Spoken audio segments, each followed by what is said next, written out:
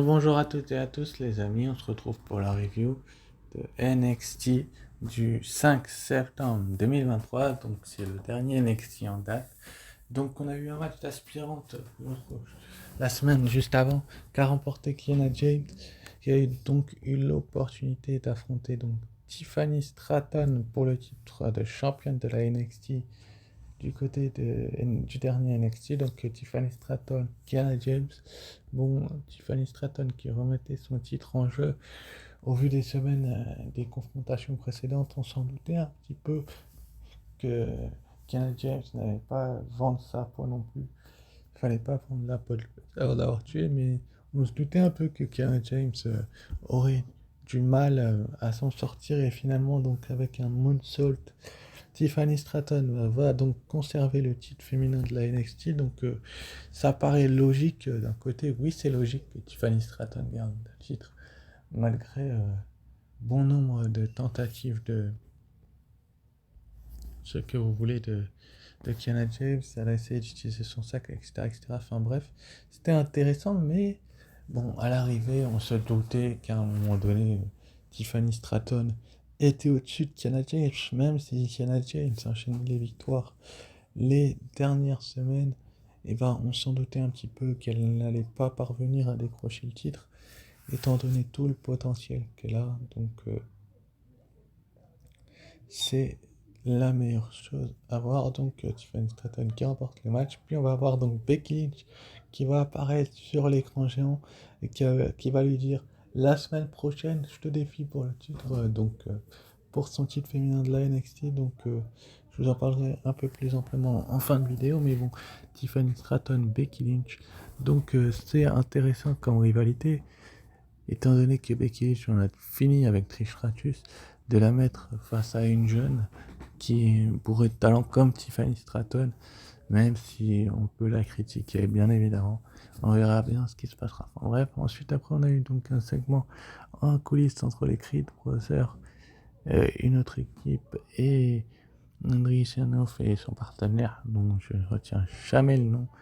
Enfin bref, c'était quand même assez intéressant que ce segment, étant donné que les superstars de la NXT sont en route vers NXT No Mercy. Donc c'est assez drôle de voir que ce segment ait eu lieu. Donc est-ce que ça peut être une bonne chose? On verra bien ce qui se passera. En tout cas, c'était assez sympathique. Ensuite, après, donc, on a eu Ilja Dragunov face à Oro Mensah. Donc, Ilja Dragunov qui est dans la quête de rédemption vers le titre NXT. Donc, le titre NXT qui est détenu, je le rappelle, par Carmelo Hayes. Donc, Carmelo Hayes qui est un très très grand champion qui peut être bourré de potentiel, mais bon, on se doutait qu'à un moment donné, Carmelo Hayes, il serait un petit peu dans la tourmente, enfin, dans la tourmente, c'est-à-dire un petit peu une épée de Damoclès sur la tête, et c'est un petit peu ce qui s'est passé. Donc Ilja Dragunov va battre Romansa, bien évidemment. Ils vont ensuite faire comprendre clairement qu'il en a fini avec Trick Williams, qu'il enchaîne les victoires et qu'il veut Ace. Donc Weasley va arriver, il va un petit peu s'embrouiller. Je vais remontrer la chose, la nouvelle en fin de vidéo. Enfin bref, c'était un bon début d'NXT et on a enchaîné avec Nathan Fraser face à Duke Hudson. Donc Duke Hudson, qui est un catcheur qui est énormément respecté ces dernières semaines. Donc ça peut être une bonne chose. Mais bon, est-ce que Duke Hudson et un catcheur redoutable? Je ne sais pas. En tout cas, Nathan Fraser a gagné le match et donc inscrit ses 2 premiers points dans cette NXT Heritage Invitational Global Cup pour aller défier donc, Noam Dar du côté de NXT No Mercy pour le vainqueur pour donc la coupe. Ensuite, après, donc, on a eu Tyler Bate face à Dabba-Kato. Donc, si Tyler Bate remportait ce match, il participait, rejoignait l'événement. Donc, c'était quand même un match que je n'attendais pas énormément parce que je me doutais que Dabba-Kato allait perdre, qui était là un petit peu en faire valoir pour Tyler Bate. Bon, ils l'ont un petit peu mis en avant avec Apollo Crews à ses débuts, mais bon, maintenant ils n'en ont plus rien à secouer, j'ai l'impression. Mais c'est quand même une bonne chose. Ensuite, après, on a eu Drew Gulak qu'il y a eu une petite confrontation en coulisses avec un catcheur que je ne connais pas. Bon, je suis NXT, mais ce catcheur-là me dit rien. En tout cas, c'est une bonne chose qu'on ait eu cette confrontation-là, même si du côté de la WWE, on se doute que dans les prochaines semaines, euh, il y aura bien évidemment des choses à revoir. Donc, c'est plutôt une bonne chose de voir ce catcheur. Enfin, bref, ensuite après on a eu donc Axiom face à Butch, donc Butch qui fait partie de ce tournoi alors qu'il est du côté de SmackDown. Bon, c'est vrai que c'est les Européens, donc je vais pas trop piailler, mais Rich, du coup, il est où? Enfin bref, peut-être qu'il rentrera un petit peu plus tard dans le tournoi, il le remplacera s'il est blessé, ce qui n'est pas le cas pour le moment.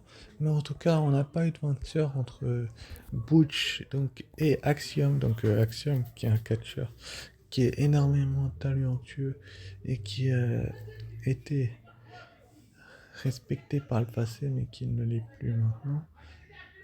Donc la chose qui est bien, c'est que Axiom est un catcheur respecté. Enfin bref. Ensuite après donc on a eu Mustafa Ali face à Dragon Lee, donc avec un arbitre spécial Dominique Mysterio, le vainqueur affronterait Dominique Mysterio pour son titre nord-américain du côté d'NXT No Mercy. Donc bon, on se doutait bien que la WWE ferait en sorte que Dragon Lee n'ait pas une autre chance au titre. Enfin bref, Dominique Mysterio préfère clairement affronter un gars comme Mustafa Ali qui connaît un petit peu du roster principal, mais bon, son règne est un petit peu trop chiant, excusez-moi l'expression, mais c'est la réalité. Donc est-ce que la WWE va enfin lui enlever le titre nord-américain? Ça serait drôle qu'il soit le seul du chanter sans titre à nouveau. Enfin bref, mais ce qui est sûr, c'est que le match a été plutôt bon et que finalement, avec un tombé spécial, un roll-up, je crois, et un contre rapide de Dominique Mysterio, Mustafa Ali a remporté ce match. Donc le fait que Mustafa Ali gagne est logique parce qu'il mérite un match de champion nord-américain depuis un sacré bout de temps et c'était plutôt pas mal les points. C'était par plupart des choses positives du côté d'NXT et je suis fier. Enfin bref, ensuite après on a eu donc Gigi Dolin face à Thea Hill, un point un petit peu plus négatif parce que je trouve que cette nouvelle Thea Hill est pas marrante et amusante du tout, contrairement à ce que les gens pensent. Mais bon, est-ce que c'est son but d'être marrante? Je ne suis pas certain que ce soit le but, donc on va bien voir dans les prochaines semaines si Gigi Dolin et Thea Hill peuvent. Non, si Jessie Jane et Thea Hill peuvent s'entendre un peu plus. Mais ce qui est certain, c'est que Thea Hill a gagné ce match grâce à une intervention de Blair Davenport. Donc Gigi Dolin a énormément d'ennemis. Mais bon, c'est comme ça, la victoire, elle est pour Thea Hill qui enchaîne les nouvelles victoires. Thea Hill, pardon.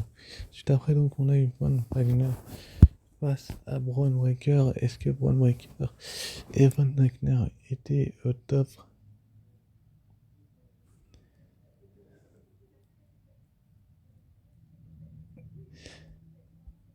Mais en fait, la seule chose qui est certaine, c'est que Braun Breaker et Von Wagner sont deux catcheurs bourrés de talent et surtout que Braun Breaker est un ancien champion NXT et qu'il a déjà botté le cul de certains catcheurs du roster principal.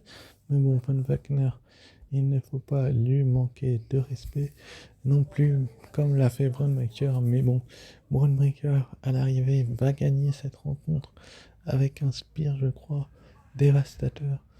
Et oh, il va se faire. Je sais plus, je crois qu'il gagne le match avec un spear. Et après, il va lui mettre un coup d'escalier derrière la nuque. Il va donc blesser Von Wagner. Donc Von Wagner va être absent dans les prochaines semaines. Bon, je trouve ça intéressant parce que ça va nous mener vers un Baron Corbin, Braun Breaker, NXT No Mercy avec peut-être un retour de Wagner à ce moment-là. Mais ce qui est certain, c'est que la WWE sait ce qu'elle fait. Et franchement, c'est une chose qu'elle sache qu'elle fait. Franchement, c'est une très très bonne chose et je suis assez heureux de l'issue du match. Enfin bref, ensuite après, donc on nous a annoncé pour la semaine prochaine Malik Blade et Edris Enof fait face au Creed Brothers, donc Judas Creed et Brodus Creed. Ça va être un match qui promet d'être vraiment vraiment très très intéressant. On aura également le Global Invitational qui va continuer avec Tyler Tate qui va en faire son entrée dans le tournoi, le Britannique face à Axiom, et Nathan Fraser de Jersey face au japonais Akira Tozawa dans le groupe B. Donc ça va être des matchs vraiment intéressants. Est-ce que Nathan Fraser va continuer sa spirale positive? On verra. On aura également un match entre Wesley et Ilja Dragunov pour déterminer le prétendant numéro 1 au titre NXT de Carmelo Hayes pour NXT No Mercy. Donc est-ce que Dragunov va gagner? On verra bien. Et donc dans le main event, on aura le NXT Championship entre celles que j'apprécie énormément, Tiffany Stratton et The Man Big Time Bex, donc Becky Lynch. Donc je vais être clair, net et précis. J'apprécie énormément Tiffany Stratton, mais ce qu'elle fait au niveau de sur Becky Lynch, de se moquer d'elle, etc., etc. Enfin bref, elle va prendre cher, Tiffany Stratton, et je l'apprécie, mais franchement j'ai hâte de voir ce match. Et donc les prochains NXT, sur ce, je vous remercie d'avoir suivi cette review, et je vous dis à très vite pour la review de SmackDown. Ciao, bye.